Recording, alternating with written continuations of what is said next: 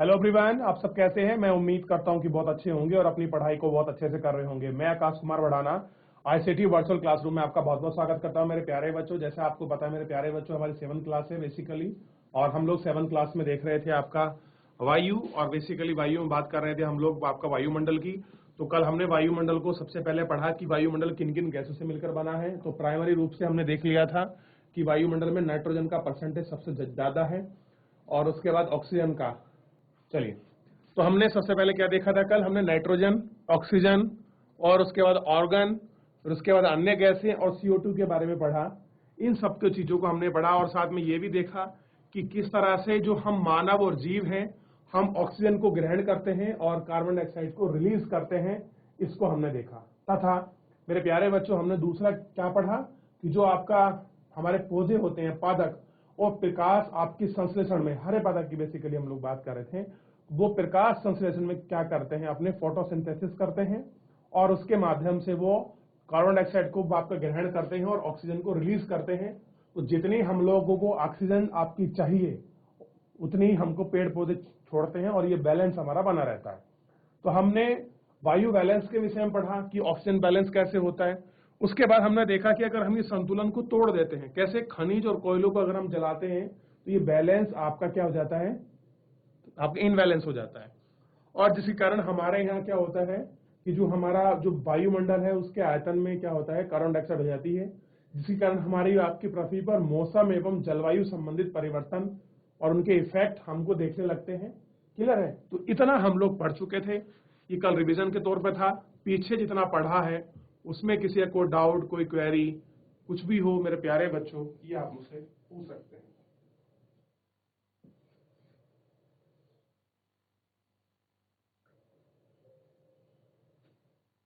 चलिए, नहीं है, आगे बढ़ते हैं। आज सबसे पहले हम लोग बात करेंगे इसमें आपका कुछ बेसिकली हम लोग बात कर रहे थे वायुमंडल की संरचना की, कि जो हमारा वायुमंडल है उसकी संरचना कैसी है। तो कल हमने 5 परतों के विषय में पढ़ा। हमने क्षोभ मंडल, समताप मंडल, मध्य मंडल, बहिर्मंडल और वहिमंडल के विषय में हम लोग आपका देख रहे थे। और कल ये मैंने आपको लिखा भी दिया था कि हमारे वायुमंडल की 5 परतें हैं, और पांचों को हमने नोटिस भी कर लिया था, और उनको नोट कर भी हम लोग देख चुके थे, और नोट कर भी हम लोग इसमें आपका लिख चुके थे। कोई भी बच्चा किसी स्कूल से आपका खड़ा हो, माइक लेकर आपके चैप्टर को पढ़े, जिस तरह से कल हम लोग पढ़ रहे थे उसी तरह से हम लोग पढ़ेंगे। कोई भी बच्चा किसी भी स्कूल से, अगर कोई बच्चा है जो माइक लेकर आपका चैप्टर को पढ़ना चाहता है, कोई भी वॉलेंटियर बच्चा? चलिए, नहीं है, हम शुरू करते हैं। सबसे पहले देखिए क्षोभ मंडल। कह रहे हैं यह है परत वायुमंडल की सबसे महत्वपूर्ण परत है। तो क्या कह रहे हैं? जो हम क्षोभ मंडल को देख रहे हैं, ये क्षोभ मंडल क्या है? वायुमंडल की सबसे महत्वपूर्ण परत है। मैंने कहा महत्वपूर्ण। महत्वपूर्ण क्यों होगी? यानी कि महत्वपूर्ण इसलिए होगी, कुछ ना कुछ इसमें आपका स्पेशल आपके चीजें होंगी, कुछ ना कुछ घटना आपकी घटित हो रही होगी जो सामान्यता और परतों में नहीं होगी। तो एग्जाम्पल के रूप में देखने के लिए मिला, सबसे पहले इसकी औसत मोटाई हमने देखी, एवरेज। कैसा दिखा है? एवरेज जो इसकी ऊंचाई है, या आप कह सकते हैं मोटाई है या हाइट है, वो कितनी है? वो 13 किलोमीटर है। कितनी है? 13। हम इसी मंडल में मौजूद सांस, वायु में सांस लेते हैं, और क्या कह रहे हैं? मौसम की लगभग सभी घटना एक जैसी, जब वर्षा, कोहरा, ओलावृष्टि इसके अंदर है। कैसे हैं? वर्षा, कोहरा, ओलावृष्टि कैसे हैं? इसके अंदर है। ठीक। अगला है समताप मंडल। समताप मंडल को देखिए कि क्या है? क्षोभ मंडल के ऊपर का भाग समताप मंडल कहलाता है, कि जो क्षोभ मंडल है उसके ऊपर का जो भाग है वो समताप मंडल है। ये रही आपकी क्षोभ सीमा, देखिए, ठीक है, ये आपका क्षोभ मंडल था, और इसके ऊपर क्या है? आपका समताप मंडल। पहले हम जनरल थ्योरी पढ़ेंगे, फिर मैं आपको बताऊंगा इन मंडलों के बीच में भी कुछ होता है, जैसे मौसमी क्रिया कहाँ होती है, वर्षा किस मंडल में होती है, वायुयान कहाँ उड़ते हैं, हम सैटेलाइट को कहाँ छोड़ते हैं, हमें रेडियो वेव्स कहाँ से वापस आती हैं। क्लियर है? इन्हीं के विषय में हम लोग इसी में पढ़ेंगे। क्लियर है? तो समताप मंडल कहाँ मिला हमको? तो आप कहेंगे कि क्षोभ मंडल का ऊपर के बाद हमको जो मिलता है वो समताप मंडल है, और यह है लगभग 50 किलोमीटर उसकी ऊंचाई है, यहां तक फैला है। परत बादलों एवं मौसमी घटना में लगभग मुक्त होती हैं। कैसी होती हैं? ये सारी चीजें इससे मुक्त होती हैं। इसके परिणाम स्वरूप यह एक परिस्थितियां हवाई उड़ाने के लिए आदर्श हैं। अगर आप देखेंगे, मैं आपसे पूछ लूं, हवाई जहाज उड़ाने के लिए आदर्श स्थिति किसकी है? समताप मंडल, क्षोभ मंडल, बहिर्मंडल या फिर आयन मंडल? तो आप कहेंगे अगर आपको एयरप्लेन अगर आपको उड़ाना है तो उसके लिए सबसे आदर्श स्थिति जो है वो आपका समताप मंडल की है। यानी कि जितने भी आपके वायु प्लेन आपको दिखा देते ना उड़ते हुए आसमान में, वो कहाँ उड़ते हैं? वो 13 किलोमीटर से ऊपर उड़ते हैं। क्लियर है?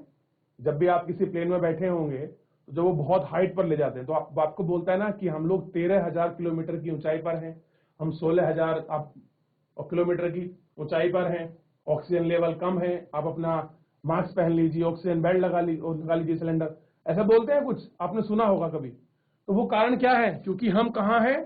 13,000 से ऊपर हैं हम, क्योंकि क्षोभ मंडल की जो ऊंचाई है वो कहां तक है? आपका 13 किलोमीटर तक है। और उसके बाद कौन सा है? समताप मंडल, 13 से लेकर 50 किलोमीटर तक है। क्लियर है? 13 के बाद शुरू हो जाएगा 50 किलोमीटर ऊपर तक। तो इसलिए जो भी आदर्श घटनाएं हैं वो कहां होती हैं? किसके प्लेन के लिए? वो कहां है? क्षोभ मंडल में। कारण है कि जितनी भी मौसमी क्रियाएं होते हैं और जलवायु का परिवर्तन इफेक्ट, जितने भी धूल कण बास वगैरह होता है, ये सब कुछ आपका क्षोभ मंडल में ही रहता है। यानी कि 13 किलोमीटर तक ही ये सब आपका रह जाता है।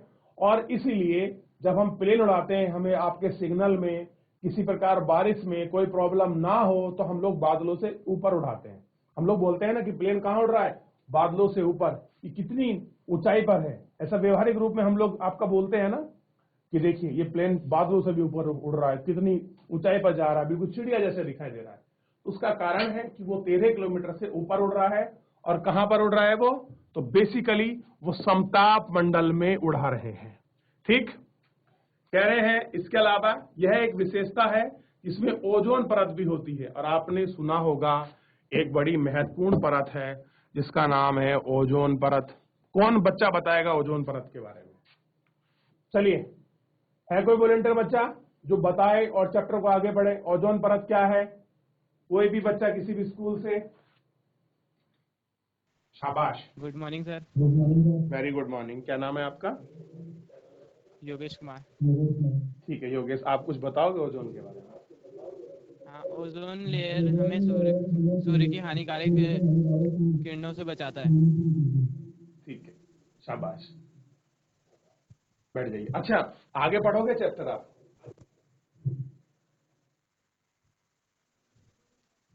ओजोन गैस की परत होती है। यह परत सूर्य के आने वाली हानिकारक गैस से हमारी रक्षा करती है। मध्यमंडल, यह वायुमंडल की तीसरी परत है। यह समताप मंडल के ठीक ऊपर होती है। यह लगभग 80 किलोमीटर की ऊंचाई तक फैली है। अंतरिक्ष से प्रवेश करने वाली उल्का पिंड इस परत से आने पर जल जाता है।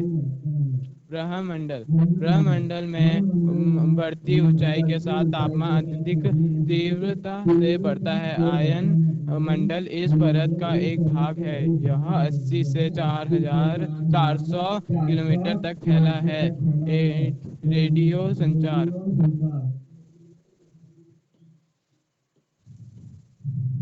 के लिए इस परत का उपयोग होता है। वास्तव में पृथ्वी के प्राकृतिक रेडियो तरंगें इस परत द्वारा पुनः पृथ्वी पर प्राप्त कर दी जाती है। वायुमंडल, वायुमंडल की सबसे ऊंची परत को ब्रह्मंडल के नाम से जाना जाता है। यह वायुमंडल की पतली परत होती है। हल्की गैस जैसे हीलियम एवं हाइड्रोजन ऐसी अंतरिक्ष में फैलती रहती है। ठीक है जी, ऐसी गजोला, बहुत बहुत धन्यवाद। आप बैठ जाएं। चलिए थोड़ा समझते हैं, फिर आगे पढ़ेंगे मौसमी क्रियाओं में संबंधित। देखिए, अभी बच्चे ने बताया कि जो ओजोन परत है, ये ओजोन परत क्या करती है? सूर्य से आने वाली हानिकारक किरणों की हमारी रक्षा करती है। देखिए, सूर्य से जिस तरह की आपकी लाइट आती है, यानी कि जो प्रकाश आता है, अगर वो सीधा प्रकाश हम तक पहुंच जाए तो शायद हमारी जो स्किन है, जो हमारी त्वचा है, या जिसमें हम लोग आपका निवास करते हैं, जो हमारा वायुमंडल है, तो शायद हम लोग इसमें अस्तित्व ना हो पाए, या फिर इस तरह से हम लोग इतने अच्छे से जो अनुकूल स्थिति हमारे यहाँ आपका बनी हुई है, जो मौसमी क्रियाएं हैं, ये शायद हमको देखने को ना मिले। क्योंकि अगर सूर्य की सीधी किरणें हमारे पास आएंगी, क्लियर है, तप्त किरणें हमारे पास आएंगी, तो हमारे यहाँ का जो तापमान है वो कुछ अलग होगा। और अगर टेम्परेचर अलग होगा तो मौसम संबंधित जो प्रक्रियाएं हैं, जो हमको वर्ष भर अलग अलग 4 ऋतु आपको देखने के लिए मिलती हैं बेसिकली भारत में, वो शायद हमको एक ही ऋतु दिखाई दे। तो क्या करती है, ये हमारे ऋतु परिवर्तन में भी हेल्प करती है। और सबसे बात है, जो सूर्य की से जो हानिकारक जो आप किरणें आ रही, उसको हमारा क्या करती है, प्रोडक्शन करती है।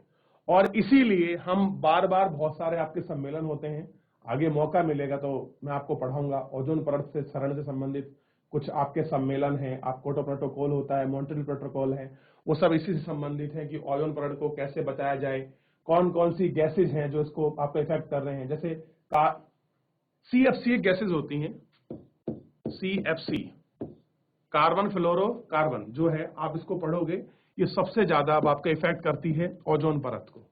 क्लियर है? तो हमारी कोशिश ये रहती है कि हम लोग क्या करें, ओजोन परत का आपका संरक्षण भी करें। चलिए, एक छोटा सा क्वेश्चन है। क्वेश्चन ये है कि आप लोगों को ध्यान रखना है, ओजोन परत दिवस किस तिथि को मनाते हैं, बताइए। ये आपको ढूंढना है। कौन बच्चा बताएगा? शाबाश, बताइए। चलो और बच्चे भी देखें।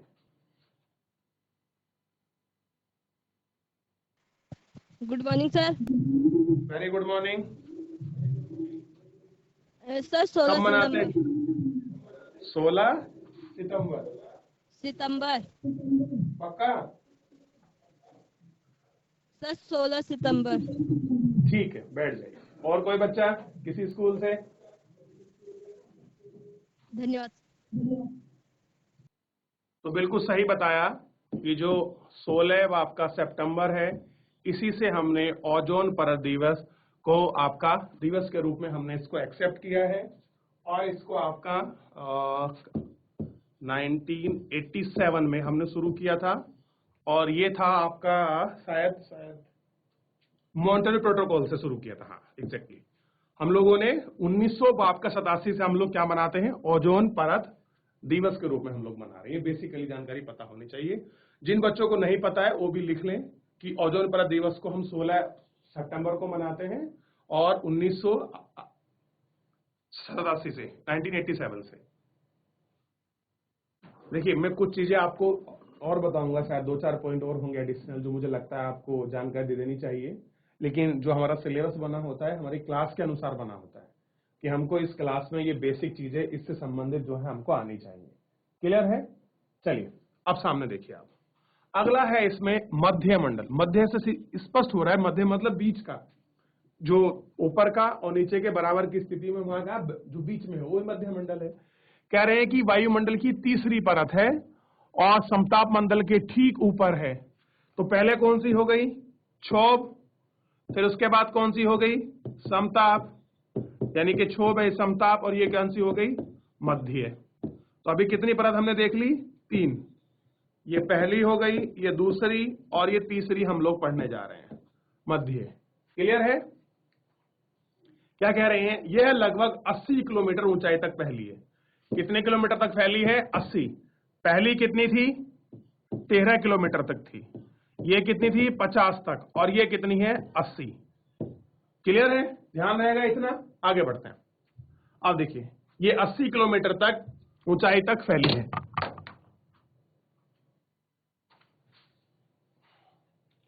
कहां फैली है? 80 किलोमीटर की ऊंचाई तक फैली है।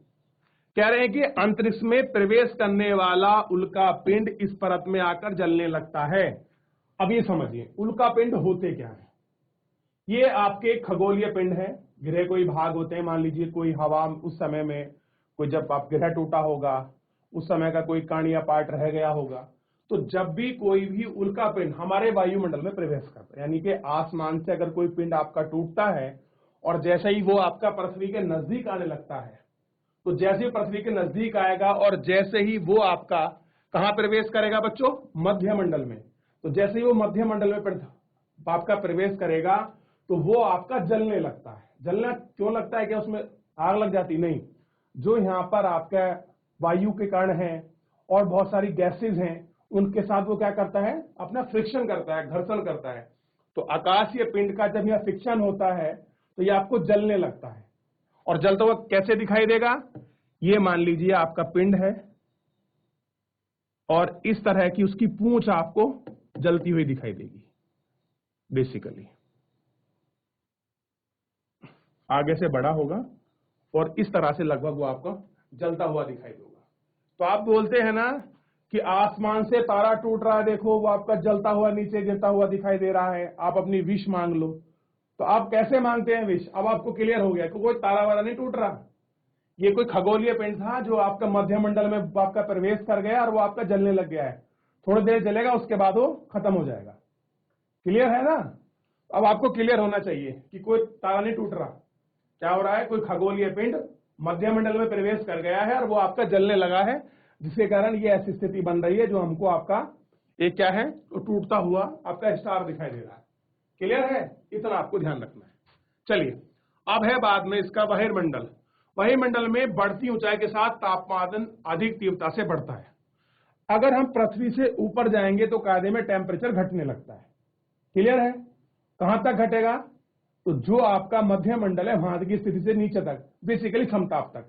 लेकिन ये ऐसा मंडल है, सबसे महत्वपूर्ण चीज इसकी यही है कि यहां तापमान बढ़ने की बजाय तापमान अधिक तीव्रता से बढ़ता है। तो अगर प्रश्न पूछ लिया जाए कि किस मंडल के अंतर्गत तापमान बढ़ने लगता है, तो आपका आंसर साफ होना चाहिए। बहिर्मंडल के अंतर्गत क्या है? बाह्य मंडल के अंतर्गत आपका क्या है, तापमान बढ़ने लगता है। ये कुछ आपके की पॉइंट होते हैं जो आप अपनी बुक में आप इनको हाईलाइट कर सकते हैं। देखिए 20 या 25 रुपए का मार्कर आता है, हाईलाइट मार्कर।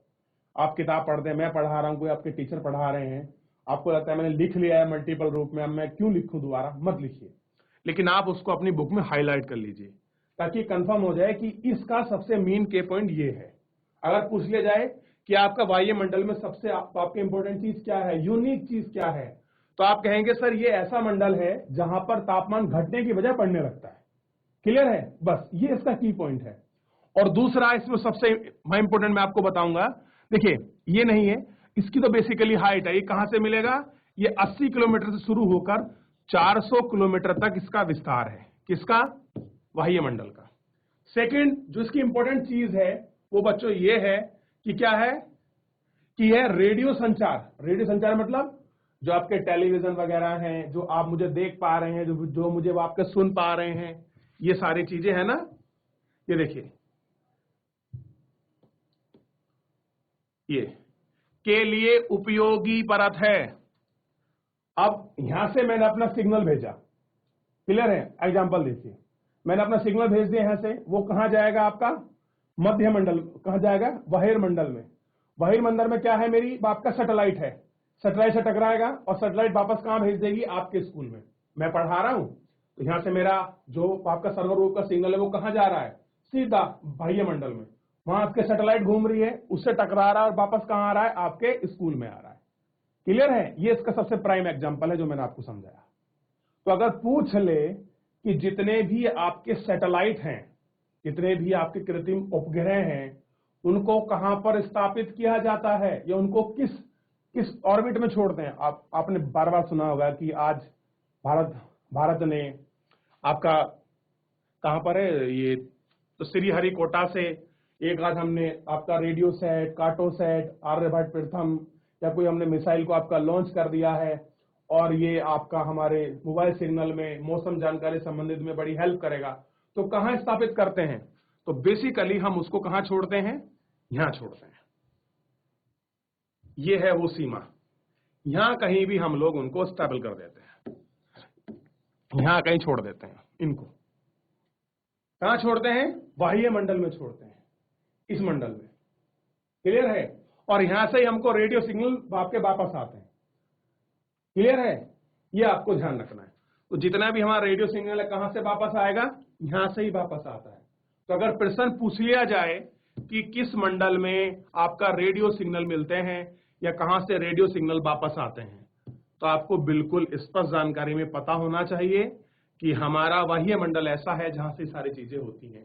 या क्वेश्चन पूछ लिया जाए कि आपका रेडियो टीवी के प्रसारण होने वाले तरंगे कहां से आते हैं, तो आप कहेंगे बाह्य मंडल से आते हैं और कहां पहुंचे? पुनः पृथ्वी पर परावर्तित कर दिए जाते हैं, पृथ्वी से सीधा ऊपर, ऊपर से सीधा नीचे।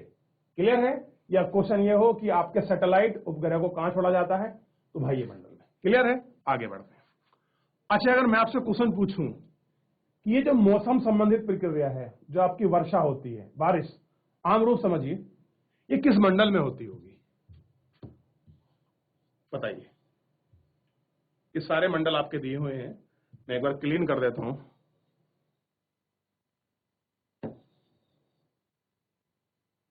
थोड़ा पता होना चाहिए ताकि चीजें स्पष्ट हो जाएं, और मैंने अभी बताया भी है। चलिए, JIC मोती नगर, बोलिए बेटा।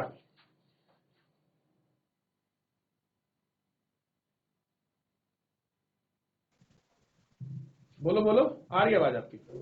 सर क्षोभ मंडल में। क्षोभ मंडल में मौसमी क्रिया होती है। Yes sir. कारण? ये तो आपका बिल्कुल सही आंसर है कि जितनी मौसम संबंधित क्रिया होती है क्षोभ मंडल में। कारण क्या है कि यहीं क्यों हो रही है, यहां क्यों नहीं हो रही है, यहां क्यों नहीं हो रही है, यहां क्यों नहीं? सर इसी के अंदर होती है। नहीं, वो बिल्कुल आपकी बात सही है, ये आपने बिल्कुल सही बताया, लेकिन यहीं क्यों है, यहां क्यों नहीं हो पा रही? भाई, बारिश का मन करा तो यहां हो जाए, यहां से शुरू हो जाए, यहां से भी हो सकती है, लेकिन यहीं नहीं हो रही, यहां नहीं होती।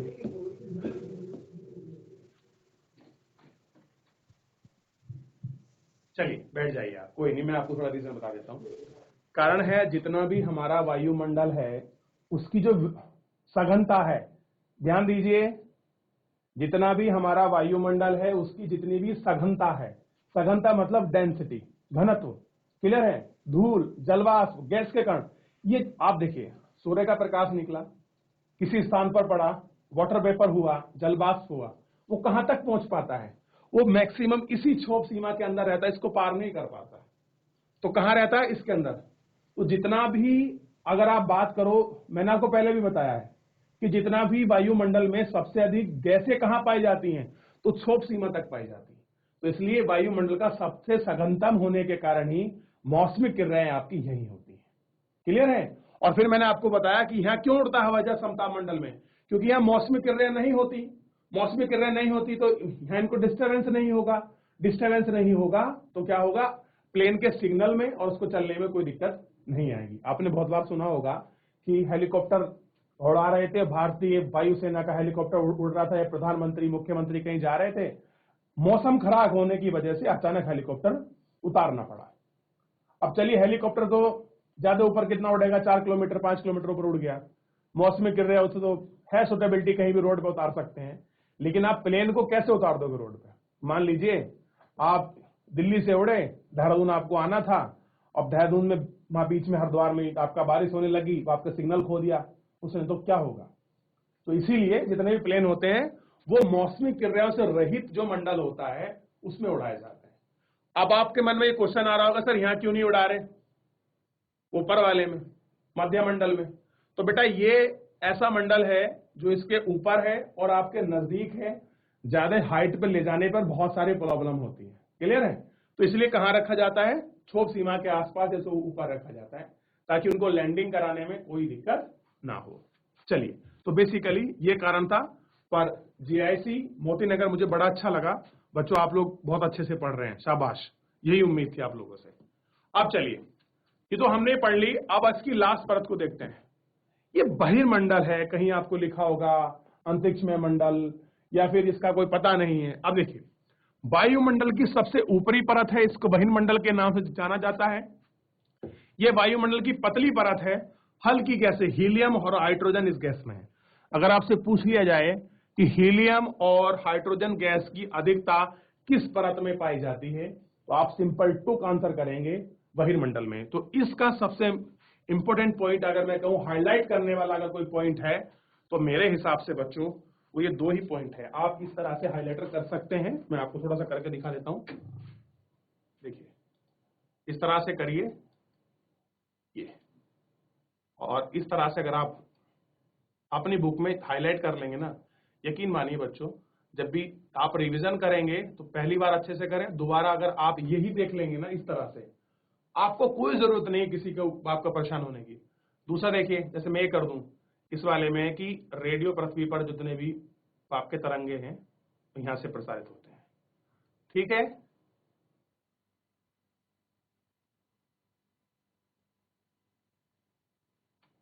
अब देखिए जैसे मैं कह दूं कि क्या होता है इस परत में, बहिर्मंडल में टेम्परेचर क्या होता है, एकदम आपके तीव्रता से बढ़ने लगता है, ठीक है। ठीक, आगे बढ़ता हूं, मैं पहुंचता हूं। अब बात कर रहा था ओजोन परत की। बहुत से बच्चे एक हाइलाइटर रखते हैं और किसी किसी के पास दो भी होते हैं। देखिए मान लीजिए मेरे पास तो बहुत सारे हाइलाइटर हैं, मैं कुछ भी यूज कर सकता हूं। मेरे को लगा कि इस तरह से यूज करना चाहिए या मान लीजिए ग्रीन वाला यूज करना चाहिए, तो मैंने लिख दिया कि ओजोन परत यहां मिलती है और क्या करती है, सूर्य से आने वाली हानिकारक किरणों से हमारी रक्षा करती है। और दूसरा मैंने कर दिया कि हवाई जहाज के लिए उड़ाने की आदर्श स्थिति है और इसकी हाइट 50 किलोमीटर तक है। बात खत्म हो गया।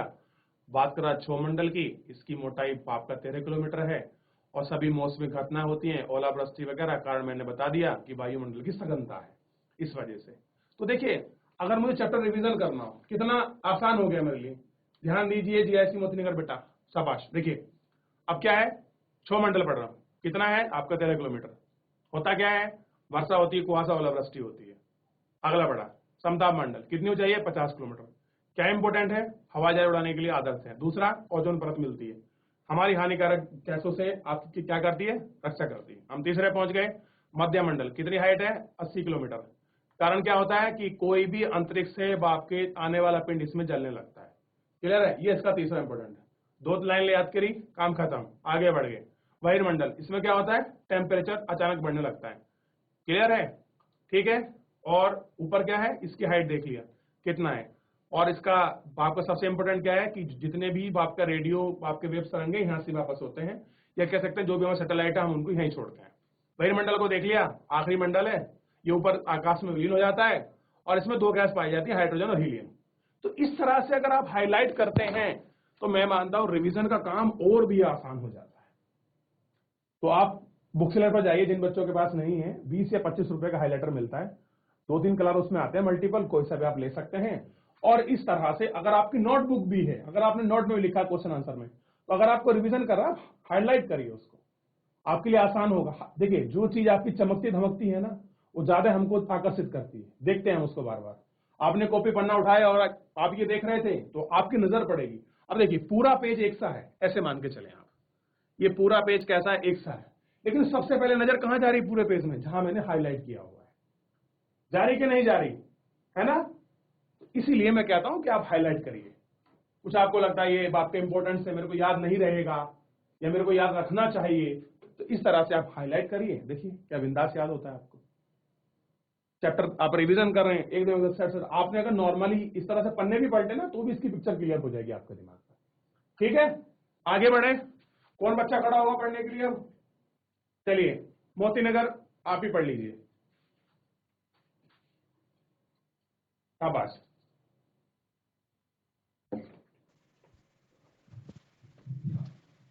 मौसम एवं जलवायु।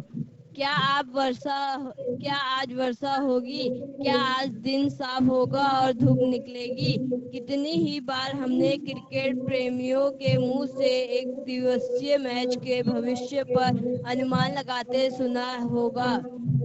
यदि हम कल्पना करें कि हमारा शरीर एक रेडियो है और मस्तिष्क उसके स्पीकर, तो मौसम वह है जो इसके नियंत्रण बटनों से छेड़छाड़ करता रहता है।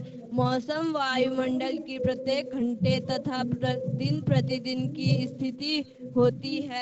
आर्द्र एवं गर्म मौसम किसी को भी चिड़चिड़ा बना सकता है। अच्छा हवादार मौसम हमें आनंद देता है और हम घूमने की योजना भी बना सकते हैं। मौसम नाटकीय रूप से दिन प्रतिदिन बदलता है, किंतु दीर्घकाल में किसी स्थान का औसत मौसम उस स्थान की जलवायु बताता है। क्या अब आप समझ गए कि हम मौसम का दैनिक पूर्वानुमान क्यों करते हैं? शाबाश, बैठ जाइए। देखिए, आजकल आपने सुना होगा गांव में किसी के पास भी मोबाइल होता है। आज आप लोग हैं, पढ़े लिखे हैं, तो थोड़ा अच्छा यूज आप जानते हैं मोबाइल का। कारण है गूगल। आज के समय में देखिए, मैं अपने गांव में पास पड़ोस में देखता हूं कि हमारे पिताजी या फिर और बुजुर्ग घर में क्या कहते हैं, वो आपका देखते हैं कि बारिश है कि नहीं है, ढूंढते हैं ना। पहले किसान को नहीं पता होता था कि बारिश कब होगी, आम आदमी को भी नहीं पता था। मान लीजिए आप घर से बाहर निकल रहे हैं, आपके पास छाता वगैरह नहीं है, क्लियरेंस नहीं है, तो आपको कैसे पता कि यार हम तो भीग गए, अचानक से बारिश होगी, बीमार पड़ गए।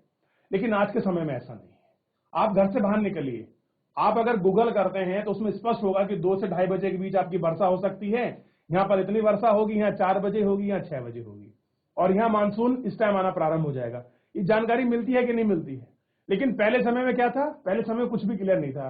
यार हम तो मैच देख रहे थे, बारिश होगी, मैच बीच में रुक गया, मजा खराब हो गया। अब जितना भी कोई मैच होता है या कोई भी ऐसा काम होता है, कोई भी बड़े आपके इवेंट होते हैं, उन सब में क्या होता है, मौसम विज्ञान से जानकारी ली जाती है कि आप बताइए ये तिथि है, इस दिन मौसम कैसा रहेगा, साफ रहेगा, धूप रहेगी या कैसा रहेगा। तो ये सारी जानकारी हमको मिलती है।